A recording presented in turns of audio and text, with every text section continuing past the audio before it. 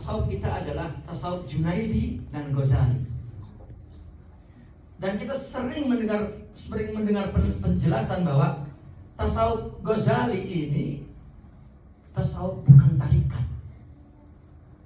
Nah, sehingga timbul pertanyaan seperti ini, pun yang seolah-olah dan bahkan saudara kita di sana mengatakan tarikat ini bidah, gitu. Dan dia mencoba ya untuk berbaik-baiklah gitu kepada kita. Oh, tasawuf harus kembali ke Ghazali, enggak ada untuk membuang tarikat. Karena sering tasawuf Ghazali diartikan tasawuf akhlak. Memang ini tasawuf apa? Ini kan istiqomah kan akhlak. Ya.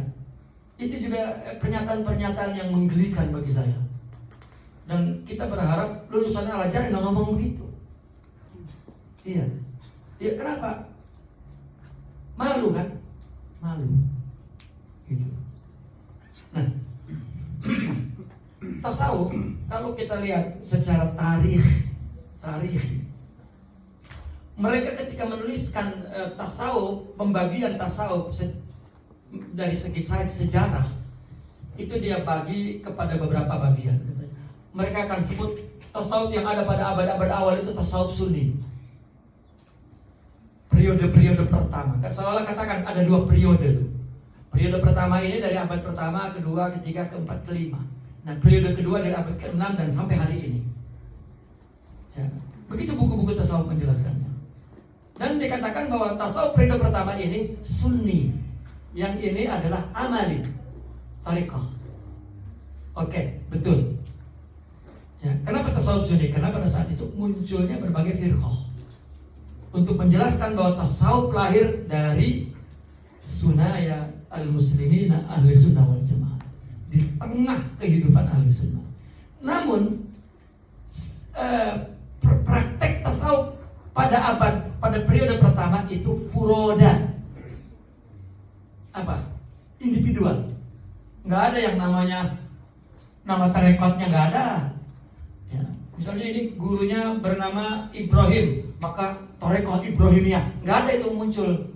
Merek itu nggak ada pada zaman itu. Karena furoda. Dan nggak ketemu. Ya, nggak ada zikir mingguan, nggak ada mukhayyam, nggak ada apalah. Ya. Mabit istilahnya, nggak ada kegiatan yang bersifat kolektif, nggak ada.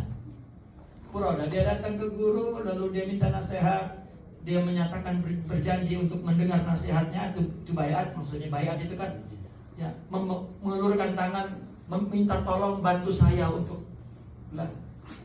dekat kepada Allah dan nasihati saya. Itu bayat. Ya, lain dengan talqin itu memberi ketika sudah dibayat maka ini zikirnya diamalkan. Gitu. Nah, setelah itu sudah pergi. Mungkin dia nyari guru lain. Dulu boleh guru lebih dari 1, 2, 3. Ya, mungkin berkenaan dengan situasi pada zaman itu, alat transportasi atau mungkin gurunya selalu pergi. Kan kebanyakan para mursyidin itu suyah. Ya, terus keliling. Gitu. Jadi ada datang guru ini maka dia ikuti gitu. Nanti nunggu lagi. Tapi komitmen apa? Dengan thariqah itu tetap ada makna thariqah itu, meskipun artinya makna sidqu tawajuh ila Allah itu tetap itu maknanya. Ya, namun furoda. Nah, para ulama sufinya dibagi kepada dua. Ada yang bicara tentang nadhoriyah saja. Ya. Nadhoriyah saja. Ada yang bicara tentang zauqiyah. Nah, ini kalau orang akademis menyebut zauqiyah ini tasawuf falsafi. Itu nama dari para filosof mustasyrikin. Ya, secara akademis. Kalau dalam rumah tangga tasawuf sendiri tidak ada yang namanya tasawuf falsafah. Dia zauqiyah. Jadi pada tasawuf Sunni di zaman furoda ini ada dua model tasawuf, nazari dan zauqi. Karena amal itu begitu dominan. Jadi yang diperlukan pada saat itu adalah penjelasan teorinya. Maka tumbuh teori-teori tasawuf. Siapa tokohnya? Seperti Abdullah Tusturi, seperti Siraj At-Tusi, ya, Daud At-Ta'i misalnya. Itu pada periode pertama. Ya. Lalu yang kedua, Zauqi siapa tokohnya? Abi Yazid al-Bistami, Abu Mansur al-Hallaj, dan banyak tokoh-tokoh lain. Ya. Itu di masa kemuncaknya itu adalah Zauqi itu. Ya, jadi tasawuf Sunni yang Furoda ini Nadhori pertamanya, abad pertama, kedua. Nah, begitu masuk ke abad ketiga, ya, di akhir-akhir abad ketiga baru muncul Zauqi. Nah, Imam Junaidi di abad itu dia adalah tokoh yang memiliki dua karakter tasawuf Nadhori dan Zauqi. Maka Imam Junaidi disebut Sayyidut Ta'ifatain, tuan sufi yang Zauqi dan Nadhori. Jadi dialah yang selalu menjelaskan tasawuf yang seimbang. Makanya dia mengatakan madhabuna muqayyadun bil kitabi was sunnah. Apa dia bilang? Man lam yahfazil Quran wa lam yaktubil hadis falan yuqtada fi ilmina hada. Artinya yang tidak mengerti syariat jangan dijadikan mursyid dalam madrasah kami. Gitu. Maka itu sebab sanad Imam Junaidi itulah sanad yang paling muttafaq dan paling kuat dari sanad ulama. Bukan hanya Imam Junaidi, sanad banyak sekali. Tapi karena dia yang yang menjadi Sayyidut Ta'ifah, maka dialah yang kokoh. Dan pada saat itu Furoda, Imam Junaidi masih Furoda. Ya. Al-Imam Syibili tasawuf Zauqi. Al-Imam Ibn Khafif tasawuf Nadhori, itu murid Imam Junaidi. Al-Hallaj murid Imam Junaidi, tasawuf Zauqi.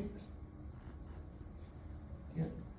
Nah, lalu jatuh kata-kata pamor tasawuf itu di Abu Mansur al-Hallaj setelah dia dieksekusi, jatuh. Nah, ketika jatuh mulai tasawuf ditinggalkan oleh penuntut ilmu. Di abad keempat, disitulah Al-Ghazali lahir. Ghazali adalah lulusan kondisi umat yang menjauhi tasawuf. Maka kapan Ghazali bertasawuf? Setelah jadi mujtahid mutlak. Setelah dia merasakan resahnya jauh dari Allah, sementara amal sudah menumpuk, ilmu sudah dia dapatkan, dan dia tersiksa oleh rasa jauh itu. Dan akhirnya dia bertasawuf. Nah, setelah dia melakukan tasawuf, terbuka bahwa pentingnya amal dan iman itu dihidupkan balik dengan tasawuf. Maka dia menulis Ihya Ulumuddin, menulis Kimya'us Sa'adah, menulis Bidayatul Hidayah.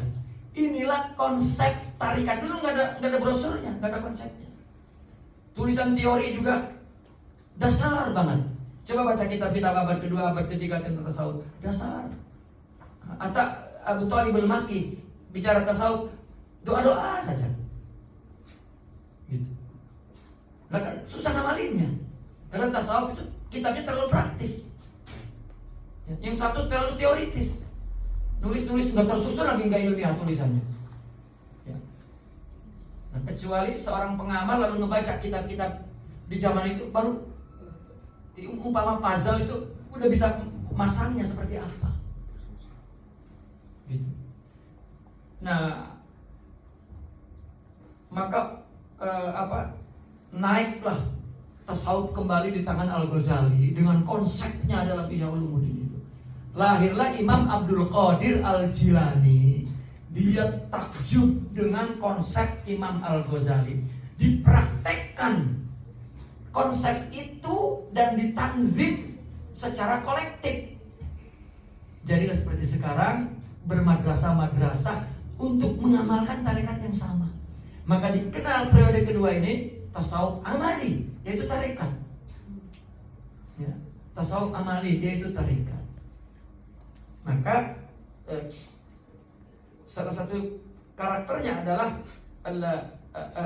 jama'i, ya, kolektif, ditanzim. Ya. ada zikir mingguan dan ada dikasih aurad, dikasih hajab, dikasih ini dan terus. Maka paling banyak penulisan tentang doa rawatib itu adalah setelah abad ke-5 para sufi. Ya. Nah, lalu Imam Ar-Rifai, ulama yang sejaman yang juga komitmen, dia mengikuti cara itu.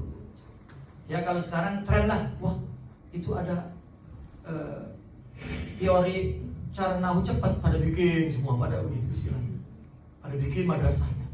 Begitu juga dalam tasawuf, secara jamaah, secara tanzim. Ya. Maka baru ada penerangan ini, marahil, manahij, mabahis, nataij, gitu. Timbul kata murid, timbul kata thariqah dan menjadi menjadi baku istilah itu. Dan ulama pakar-pakar bahasa pun yang menulis dalam kamus-kamus. Maka antum perhatikan, kamus-kamus tasawuf di setiap abad itu ada tatawurat, ada perkembangan. Orang ngambil di istilah ini lalu dibenturkan dengan istilah baru, wah ini bunuh diri. Ya, bunuh diri. Nah maka akhirnya pada membuka madrasah semua. Coba antum baca kitab Imam Abdul Qadir Al-Jilani namanya Al-Fathur Rabbani. Disitulah ceramah pertama beliau setelah gurunya wafat dan beliau diangkat menjadi khalifah. Beliau duduk di kursi gurunya di sebuah mushola kecil, ya. Sehingga tempat itu menjadi besar dan terus dia diizinkan untuk membesarkan tempat madrasah dia. Nah ini ketika ceramah, kalau antum baca buku Fathur Rabbani itu kita banyak kebingungan menangkap apa uslub satu, kedua susunan jumlah yang kadang-kadang tidak selari, tidak ya. Dan kembali domir juga kacau, karena itu ceramah bebas ditulis oleh penulisnya. Dan siapa objek